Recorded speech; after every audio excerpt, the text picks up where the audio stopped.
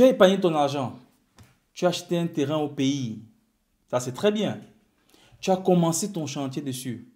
C'est encore formidable. Mais tu n'as rien dit à ton épouse de tout cela. Elle n'est pas au courant de ton chantier. Elle n'est pas au courant de ton terrain. Elle n'est au courant de rien du tout. Tu te rends compte? Tu as acheté un terrain, c'est bien. Tu as épargné ton argent ici en Europe. Tu as épargné ton argent. Tu as envoyé au pays. Tu as tout acheté ton terrain. En fait, ton terrain, il faut qu'on se dise, tu as commencé ton chantier. Effectivement. Et jusque-là, tu n'as rien dit à ton épouse. Les amis, on vous en parle. Hello la famille, bienvenue sur notre page. Si tu passes nouvellement par ici, tu t'abonnes. Tu ne seras pas déçu de ton... Ce sera l'abonnement le plus rentable que tu n'aies jamais fait. Hein, monsieur Chomba? Absolument. Moi, c'est Alexandra. Je suis ce soir avec un vendeur d'eau au quartier TKC.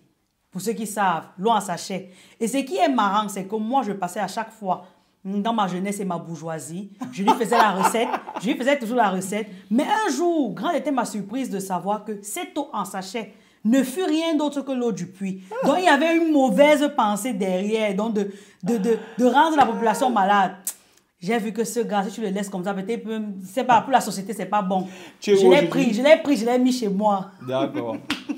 Bonsoir les amis et bienvenue. Moi, c'est un plaisir d'être avec vous. Je suis avec Madame Choma. Madame Choma, c'est qui? Je vous explique. Madame Choma, c'est une, tu vois, les femmes qui font le call box. J'allais faire un dépôt. Je fais un dépôt de... Tu avais l'argent pour faire le dépôt. Tu vois un peu. J'ai fait un dépôt de 100 000 francs. Je vois, elle a envoyé 105 000. Je dis que bon, ça peut être une erreur. J'ai fait signe. Je renvoie ces 5 000. Deuxième fois, elle augmente à 10 000. Elle dit qui? C'est toujours quoi les appels de balle avec la force comme ça? Depuis cet instant, je l'ai piché derrière le call box. Elle est devenue mon épouse. Bon les amis, nous avons reçu une histoire en inbox. Une histoire assez triste quand même, il faut le dire. On va faire une vidéo extra sur l'histoire, mais là on veut parler un peu d'un point qui nous a beaucoup touché dans le message. Il s'agit en fait d'une femme qui se plaint. Elle est en Europe, elle vit en Occident avec son mari. Ils sont mariés depuis, bon l'histoire reviendra.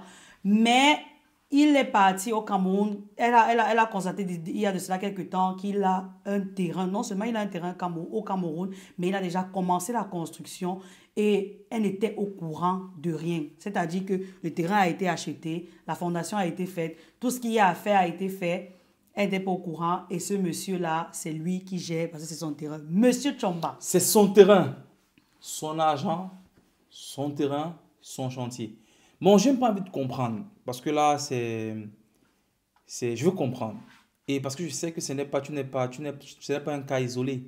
Il y a plein de cas comme ceci où vous épargnez votre argent de votre côté, vous achetez un terrain au pays, vous commencez peut-être un immeuble dessus, vous n'en parlez pas à votre partenaire. Et très souvent, qu'est-ce qui revient? C'est que soit elle serait trop dépensière ou vice-versa, hein, parce que c'est aussi valable pour les femmes. Les femmes aussi ont commencé cela. Ou bien elle s'est sécurisée en quelque sorte. Sécurisée, on ne sait pas de quoi elle fait demain. On ne sait pas de quoi elle fait demain et tout et tout. Exactement. Il y a un ensemble de choses que tu te convaincs pour pouvoir continuer de faire cela. Tu as acheté ton terrain, tu as mis à ton nom, tu es en train de le construire, tu fais un immeuble dessus. Et peut-être tu te projettes à avoir des locataires, à avoir le loyer demain. C'est quoi ton projet avec cela? Si ce n'est de dire, je me sécurise, on ne sait jamais. Ça veut dire que tu n'es pas conscient de ton choix aujourd'hui. Ça veut dire que la personne que tu as choisie, tu sais que ce n'est pas celle qu'il te faut. En fait, c'est ce que ça veut dire. Ou tu sais que c'est celle qu'il te faut, mais tu décides quand même de te sécuriser. Ça veut dire de l'utiliser en quelque sorte, quoi. Elle est là, c'est elle qu'il te faut, tu sais que c'est elle qu'il te faut, mais tu te dis, je me sécurise comme ça. Si tu te sécurises de quoi? Si tu sais que c'est elle qu'il te faut. Sauf si tu sais que ce n'est pas elle qu'il te faut. Si tu sais que ce n'est pas elle qu'il te faut, pourquoi tu es donc avec elle? Pourquoi elle est là? Parce que ce sont les vraies questions qu'il faut se poser. Si ce n'est pas elle qu'il te faut, pourquoi elle est là? Si elle est là, pourquoi tu lui perds dans le temps? Pourquoi tu l'utilises? Parce que tout ce que tu te dis, toutes les raisons que tu te donnes aujourd'hui, et tu te dis, on ne sait jamais de quoi elle fait demain, ou bien tu veux prendre de l'avance. Pour certaines personnes, c'est que je veux prendre de l'avance sur les difficultés qu'on peut avoir. Et le moment venu, quand tu as certaines difficultés, je peux sortir une cartouche. Mais tu penses que les raisons qui t'empêchent de lui dire aujourd'hui, elles ne seront pas là demain, il y aura ces raisons demain. Hein. Quand le chantier va finir, imagine-toi un instant, tu as acheté un terrain à un certain prix. Au pays, on sait combien coûte le terrain aujourd'hui. Dans nos différents pays en Afrique, on sait combien ça peut coûter. Tu es en train de lancer un chantier, probablement un immeuble dessus. Tu sais combien ça va te coûter. Si dans toute cette démarche-là, avec toutes ces dépenses-là, tu ne dis rien, tu penses que ce sont les loyers que tu vas percevoir que tu vas dire? Tu ne vas pas dire, c'est impossible. Si tu as caché des millions sans rien lui dire, ce ne sont pas les loyers que tu vas percevoir que tu vas lui dire, c'est impossible. Et laisse-moi te dire un peu à peu près ce qui va se passer demain. Ce qui va se passer demain, c'est quoi? C'est que tu vas finir ton chantier dans cette même lancée. Si même tu finis, tu réussis à finir. Parce que Dieu sait combien tu vas perdre de l'argent dans cela. Parce que quand tu n'en parles pas, tu es toujours obligé de gérer par derrière.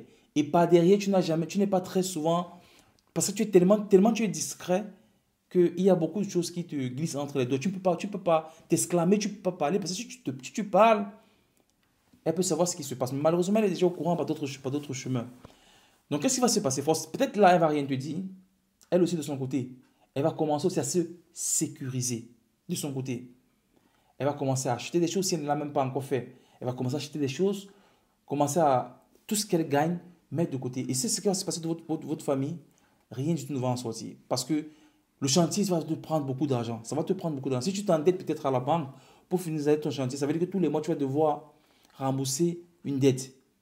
Ça veut dire que votre foyer va prendre un gros coup. Un gros coup. Ce que tu pouvais apporter dans la famille, tu ne vas plus pouvoir être capable de le faire parce qu'il y a ce chantier qui te prend un grand coup. Et quand tu vas finir ce chantier-là, vu que tu ne lui as rien dit et que tu vas te rendre compte de toutes les blessures que cela t'auront causé, parce que quand elle aussi va commencer de son côté, vous serez dans cache-cache. Et il y a bien sûr beaucoup de choses que tu vas aussi découvrir avec le temps de ce qu'elle fait. Donc, quand tes loyers vont venir, tu vas te dire, c'est un peu quelque chose pour penser tes plaies. En fait, il y a tellement de plaies que vous êtes en train de vous créer inutilement. Et le temps va venir, ça va devenir comme une bombe à retardement. Parce que chacun va faire quelque chose de son côté. Jusqu'au jour où quelqu'un va mettre le doigt là où l'autre ne pourra plus supporter. Et un matin, on va s'attarder sur un truc qui a explosé un jeudi. C'est pour ça que tu es parti, mais c'est pour ça que tu veux partir. Mais en réalité, ce sont des choses comme ça qui commencent progressivement à détruire chaque démembrement de notre famille. Par contre, si tu lui en parles, si tu te rends compte que tu ne lui parles pas de ça parce qu'elle serait peut-être dépensière, cherche-toi à résoudre ce problème. Trouve des voies et moyens pour l'amener à ne plus l'être. Ou bien trouve des voies et moyens pour l'amener à se redresser. Parce que même si tu ne l'aides pas à se redresser, même si tu ne construis pas, vous allez chuter d'une autre façon. Donc il est impératif que tu l'amènes à se redresser, à faire un effort. Et commence à être l'exemple de ce que tu veux qu'elle fasse. Parce que ne lui demande pas de ne pas faire le shopping, alors que tu as une facilité toi aussi à faire certaines dépenses et tu aimerais qu'elle comprenne. Donc si tu veux qu'elle se restreigne sur certaines choses, commence par le faire aussi. Commence par le faire et quand vous allez réussir à le faire ensemble, le chantier 1 va finir plus rapidement parce que chaque soir vous allez en parler. 2, vous allez réaliser peut-être des choses autrement parce qu'elle aussi va te donner son avis. Là, il n'y a que toi qui vois les choses. Elle aussi, avec son regard, va voir les choses et vous irez beaucoup plus loin. Mais vous aurez surtout la paix dans votre foyer.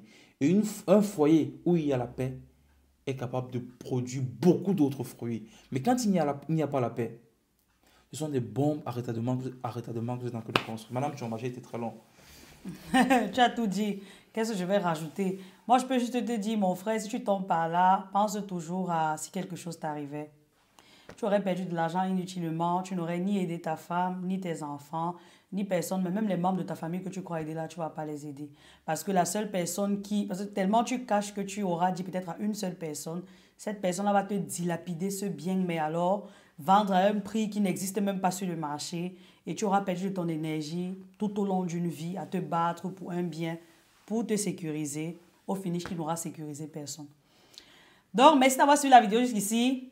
C'est ce qui te reste à faire. Tu likes, tu commentes, tu partages, tu t'abonnes. Tu demandes à toute ta famille de s'abonner aussi. À la prochaine. À la prochaine, les amis. Merci d'avoir suivi la vidéo.